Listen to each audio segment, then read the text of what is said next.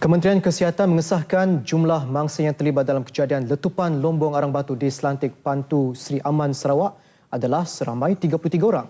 3 darinya disahkan meninggal dunia, manakala 30 lagi mangsa menerima rawatan lanjut di Hospital Sri Aman dan Hospital Umum Sarawak.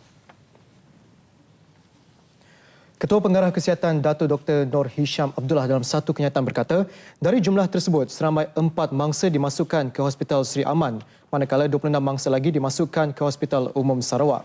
Manakala maklumat mangsa yang selebihnya masih lagi belum diketahui.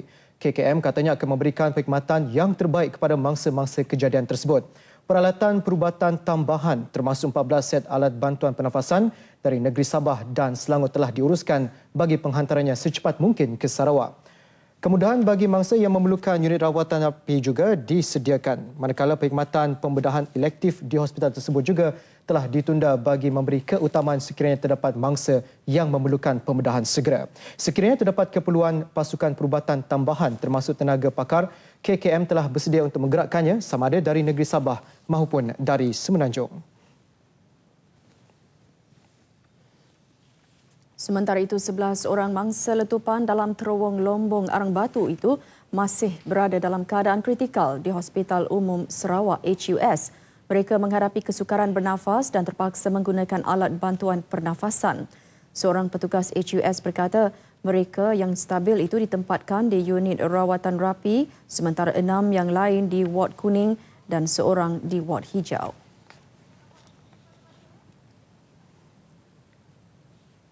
Sementara itu, lombong arang batu berkenaan telah ditutup selama 3 hari sejak malam tadi dan kini dikawal sementara siasatan dijalankan. Pengarah Bomba dan Penyelamat Sarawak Nur Hisham Mohamad berkata, ia berikutan terdapat unsur-unsur gas metana yang berpotensi untuk menghasilkan letupan.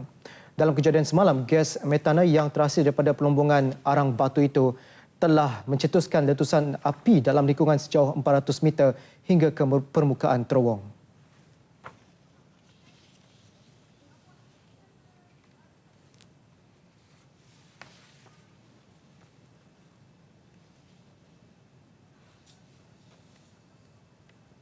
Haba tu yang menyebabkan dia orang tu teruk.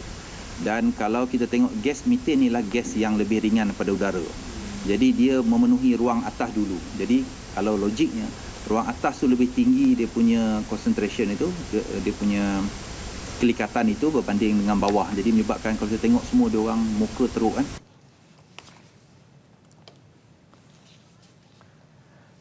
Setakat pukul 3 petang tadi, seorang lagi mangsa dari Hospital Sri Aman, Kampung Isli Sudong telah dihantar ke HUS menggunakan helikopter bagi mendapatkan rawatan rapi.